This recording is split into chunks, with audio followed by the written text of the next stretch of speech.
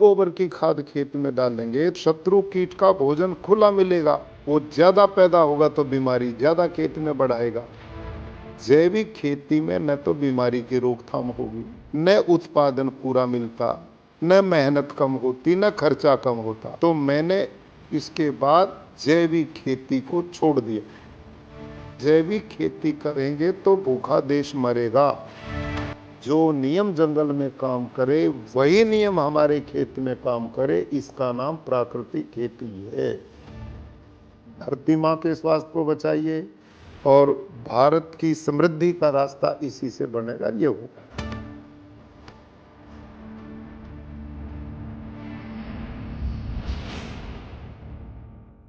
बात जब मनुष्यों की सेहत और धरती की सेहत की हो तो विषय और गंभीर हो जाता है।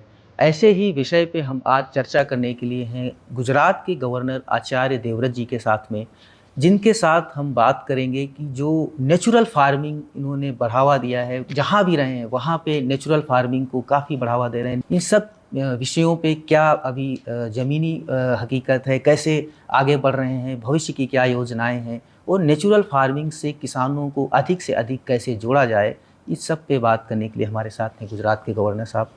सर, बात किसानों की आमदनी की आती है, बात सेहत की आती है, न्यूट्रिशन की आती है, सब चीज़ें कहीं उत्पादकता बढ़ती है तो पोषण कम हो जाता है, आमदनी भी नहीं बढ़ती है।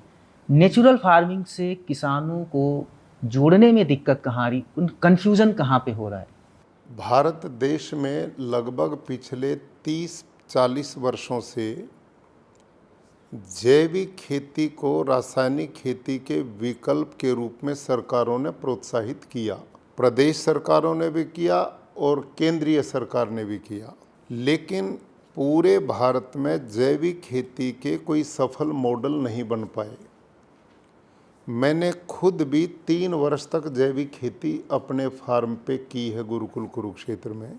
जैविक खेती में क्या होता है कि उसमें न तो किसान की मेहनत कम होती, न उसमें खर्चे कम होते और ना उसमें उत्पादन पूरा मिलता।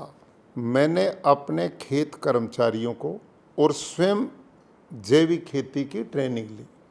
उसमें जो केचुआ अर्थवर्म प्रयोग होता वो मिश्रा जी अपने देश का नहीं, वो बाहर से आयात किया जाता है। जैविक खेती में जो केचुआ प्रयोग होता है वो गोबर खाता, मिट्टी नहीं खाता। एक टेम्परेचर बढ़ता तो मर जाता और कम होता तो भी मर जाता है। उसी के साथ वो केचुआ उस गोबर को वर्मी कंपोस्ट बनाने में 2-2.5 महीने लगा देता है, तो बड़ी मेहनत पड़ती है। तो वो इतनी ज़्यादा मात्रा में डालना पड़ता है कि उसमें वीड्स, खरपतवार बेहद होता है, उसमें किसान की बहुत निकालने में लागत लगती है। तो 3 वर्ष जब मैंने की जैविक खेती तो न मेरा उत्पादन बढ़ा, न मेरी मेहनत कम हुई, न खर्चा कम हुआ। तो मैं दोबारा डॉक्टर हरिओम जी पे गया। मैं कहा डॉक्टर साहब 3 साल से मैं जैविक खेती करता हूँ, पहले साल तो कुछ भी हाथ नहीं लगा, कीट पतंग खा गए। दूसरे बार 51% मिला, तीसरी बार 80% मिला। तो मैंने डॉक्टर हरिओम जिनसे जैविक खेती की ट्रेनिंग ली, उन्होंने मेरे को बताया कि जी जैविक खेती तो यही है, इसमें उत्पादन 3-4 साल तो कम होगा। तो मैंने एक प्रश्न किया, कहा डॉक्टर साहब मेरे पास तो गुरुकुल कुरुक्षेत्र में 200 एकड़ ज़मीन है, जिस किसान पे है ही 2-3 एकड़ ज़मीन, 1 एकड़ वो इस जैविक खेती को करेगा और 3 साल 4 साल उसे कुछ भी नहीं मिलेगा, तो किसान अपने परिवार का पालन पोषण कैसे करेगा? ये तो अव्यावहारिक बात है। तो डॉक्टर हरिओम ने ये बात सुनकर मेरे को 2 यूनिवर्सिटी के एग्रीकल्चर साइंटिस्ट की रिपोर्ट दी। उसमें लिखा हुआ था कि भारत के खाद्यान्न भंडार को भरने के लिए 2 फसल मुख्य रूप से योगदान करती, गेहूं और चावल। और इन दोनों फसलों की प्रति एकड़ भरपूर फसल लेनी है तो गेहूं और चावल की 1 एकड़ फसल को 60 किलो नाइट्रोजन चाहिए। अब यदि रासायनिक खेती करनी है तो बाजार में जाओ, यूरिया DAP खरीदो और दो दो महीने के, एक एक महीने के अंतर से 60 किलो नाइट्रोजन खेत में डाल के पूरी कर दो तो उत्पादन पूरा हो जाएगा। लेकिन जैविक खेती में 60 किलो नाइट्रोजन पूरा कैसे होगा?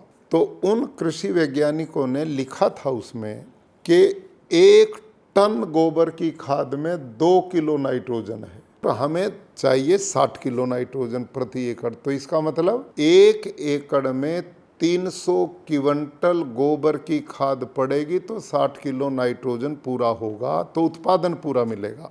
अब मैं आप सब किसान साथियों से पूछना चाहता हूँ, क्या अपने देश में इतना पशुधन बचा है कि जो प्रति एकड़ 300 क्विंटल गोबर की खाद डाली जाए? एक बात। नंबर 2, मान लो इतनी गोबर की खाद डाल भी दे जाए तो उसका परिणाम क्या होगा? गोबर की खाद इतनी डालने से उसमें मीथेन जैसी गैसेज पैदा होंगी जो ग्लोबल वार्मिंग को जन्म देंगी। 300 क्विंटल गोबर की खाद के लिए कम से कम 30 पशु घर में चाहिए। किसान के पास एकड़ एक, पशु 30, परिवार पालेगा या पशु पालेगा? कैसे संभव है? तो वहाँ उसी में उन कृषि साइंटिस्ट ने और एक विकल्प दिया था। उसमें उन्होंने लिखा था जो किसान 300 क्विंटल गोबर की खाद नहीं डाल सकता तो 150 क्विंटल वर्मी कंपोस्ट, केचुए की खाद डालेगा तो भी उसमें 60 किलो नाइट्रोजन की पूर्ति हो जाएगी।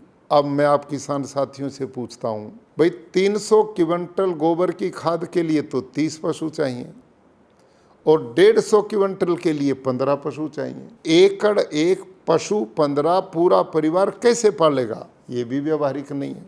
और अंतिम बात, कृषि वैज्ञानिक इस बात को मानते हैं कि खेत में जो शत्रु कीट है उसकी खुराक, उसका भोजन मित्र कीट से डबल है। जब हम इतनी गोबर की खाद खेत में डालेंगे तो शत्रु कीट का भोजन खुला मिलेगा, वो ज़्यादा पैदा होगा तो बीमारी ज़्यादा खेत में बढ़ाएगा। तो जैविक खेती में न तो बीमारी की रोकथाम होगी, न उत्पादन पूरा मिलता, न मेहनत कम होती, न खर्चा कम होता। तो मैंने इसके बाद जैविक खेती को छोड़ दिया। आजकल हमारे कृषि वैज्ञानिक इस बात को बार बार बोलते हैं कि यदि जैविक खेती होगी तो देश की श्रीलंका जैसी हालत होगी, देश भूखा मरेगा। मैं भी इस बात को मानता हूँ, जैविक खेती करेंगे तो भूखा देश मरेगा। लेकिन मैं जिस प्राकृतिक खेती का प्रचार करता हूँ वो जैविक खेती से बिल्कुल भिन्न है। लेकिन हमारे लोग इस बात को समझ ही नहीं पा रहे कि जैविक खेती अलग और प्राकृतिक खेती अलग है। हम जंगल में जाते हैं, दुनिया भर के पेड़ जंगल में खड़े, वनस्पति खड़ी, वहाँ यूरिया कौन देता है? डीएपी कौन डालता है? कीटनाशक कौन डालता है? गोबर की खाद कौन डालता है? पानी देने कौन जाता? कोई भी नहीं। और हम क्या देखते हैं कि जंगल का पेड़ जब फल लगने का समय आता तो फल से लद जाता है, और जंगल के किसी भी पेड़ पौधे के पत्ते को तोड़ो, प्रयोगशाला में ले जाओ और उस पर रिसर्च करो, खोज करो, उसमें एक भी पोषक तत्व की कमी नहीं मिलेगी। Phosphor, zinc, potash, magnesium, iron, copper, nitrogen सब उसमें पूरा है।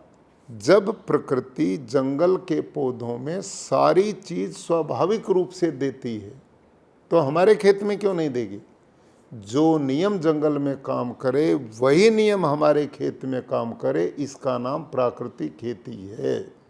सर, जैसे देश में 1 करोड़ किसानों को अगले 2 सालों में जोड़ना है इस पद्धति में, उसमें आप प्रमाणीकरण और ब्रांडिंग की सहायता देंगे, लेकिन जो कमी आएगी, जो प्रोडक्शन में शुरुआत में कमी आती, जो जैसा कहा जाता है कि शुरुआत में थोड़ा मिट्टी का नेचर चेंज होगा, उनको कैसे उसको भरपाई होगी छोटे किसानों के लिए, इसकी बात नहीं सामने आ रही है। किस तरीके से उनको कंपनसेट आपने किया जाए? बहुत अच्छा प्रश्न किया है। हमारे ये लोग इस बात के लिए जो देश को डरा रहे हैं ये भी कतई गलत है। ये जो धारणा है कि पहले सालों में उत्पादन घटेगा, मैं दावे के साथ एक बात कहता हूँ, जैविक खेती में उत्पादन घटेगा।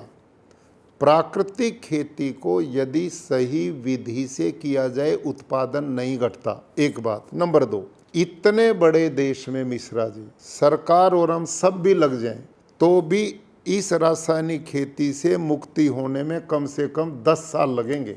किसानों से मेरा आग्रह है, जितनी जमीन आपके पास है उसके चौथे हिस्से में करो, 5वें हिस्से में करो। तुम जो घर में उपयोग करते हो अपने लिए उतना ही तो कर लो, जहर से तो बचो। 60 के दशक में डॉक्टर स्वामीनाथन ने जब हरित क्रांति शुरू की, वो देश की जरूरत थी, हम उसका विरोध नहीं करते, वो आवश्यक कदम था उस समय।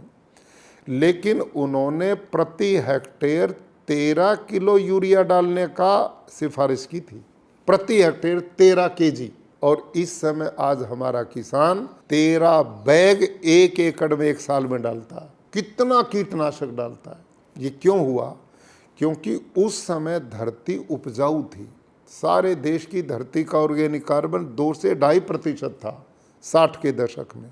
हमने यूरिया डीएपी डाल करके जो ऑर्गेनिक कार्बन बढ़ाने वाले सूक्ष्म जीवाणु और केचुआ था वो सब मार दिए। अब धरती का ऑर्गेनिक कार्बन घट करके पूरे देश की धरती का ऑर्गेनिक कार्बन इस समय 0.234 पे आ गया। सारे देश की धरती बंजर हो चुकी है। साइंटिस्ट की भाषा में जिस धरती का ऑर्गेनिक कार्बन 0.5 से नीचे है वो बंजर है, और ये ऑर्गेनिक कार्बन 0.4 पे आ गया है तो बंजर तो होगी। और बंजर होगी इसलिए 13 किलो यूरिया की जगह 13 बैग डालने पड़ रहे हैं, और ये बढ़ेंगे। सर, आपने अभी यूरिया डीएपी की बात की, यहीं पे एक सवाल होता है कि जो रसायन जो विदेशों में बैन है, जो नहीं बिकते हैं, हमारे देश में धड़ल्ले से बिकते हैं, और गांव में गांव ये जो अच्छे वैज्ञानिक नहीं पहुंच पाएंगे, लेकिन इस तरीके के जो एजेंट्स हैं कंपनियों के, वो एक उसमें फ्री में दे देते हैं कि आप पैसा फसल पे दीजिएगा। क्या कहीं नियमों को कड़ा करने की ज़रूरत है? ये जो लॉबी है कितनी स्ट्रांग है कि सरकार भी उसके आगे कुछ मजबूती से नहीं कर पा रही है? बिल्कुल, आप जो कह रहे ऐसा है, लेकिन इसका सबसे सफल तरीका है, हमें बहुत प्रसन्नता इस बात की है कि भारत के यशस्वी प्रधानमंत्री श्रीमान नरेंद्र मोदी जी, उन्होंने लाल किले की प्राचीर से 15 अगस्त को भी प्राकृतिक खेती के बढ़ावे की बात कही। मैं समझता हूँ कि एक प्रचार माध्यम है कि लोगों में जागरूकता पैदा की जाए कि हमारा स्वास्थ्य इससे बिगड़ रहा है, पानी पीने का बचा नहीं है, पर्यावरण दूषित हो गया है, धरती माँ जहरीली हो गई है, बीमारियां देश में बढ़ रही हैं। तो सब मिल कर के प्रचार करेंगे तो एक रास्ता देश और आने वाली पीढ़ियों के लिए बचेगा। जैसे गुजरात में आप मोबिलाइज करे हैं, आपने बहुत गांव-गांव में दिखता है, बाकी स्टेट्स को करने में कितना समय लगेगा? क्या कहीं उसकी कमी है, इच्छा शक्ति? इसमें मिश्रा जी आपने बड़ा अच्छा किया। देखिए, माननीय प्रधानमंत्री जी ने इस वर्ष बजट में भी प्राकृतिक खेती का एक अलग से बजट दिया है, और भारत सरकार प्रदेश सरकारों में भी एक मिशन के तौर पर ये काम चलेगा। आने वाला जो समय है निश्चित रूप से प्रचार फैलेगा। गुजरात में फैला, हिमाचल में फैला, आंध्र प्रदेश में है। आंध्र प्रदेश में 10 लाख किसान प्राकृतिक खेती करते हैं, गुजरात में करते हैं, 2.25 लाख के करीब किसान हिमाचल में करते हैं। 4 वर्ष वहाँ रहा और पूरे देश में वातावरण बन गया है। तो जिन स्टेट्स में आप रहे वहाँ पे ज़्यादा फैला है, हिमाचल, हरियाणा, गुजरात, इसके अलावा भारत में क्यों? मैं सब जगह जाता हूँ, मैं सब जगह जाऊँगा। माननीय प्रधानमंत्री जी का बहुत बड़ी हमारे लिए प्रेरणा है। वो कहते हैं इसको पूरे देश के लोगों के स्वास्थ्य को बचाइए, धरती माँ के स्वास्थ्य को बचाइए, और भारत की समृद्धि का रास्ता इसी से बनेगा, ये होगा। तो ये हमारे साथ है अभी गुजरात के गवर्नर आचार्य देवव्रत जी, जिन्होंने बड़े विस्तार से बताया कि कैसे प्राकृतिक खेती से किसानों की आमदनी बढ़ाई जा सकती है, उनके जीवन को सुरक्षित किया जा सकता है। मनीष मिश्रा, गाँव।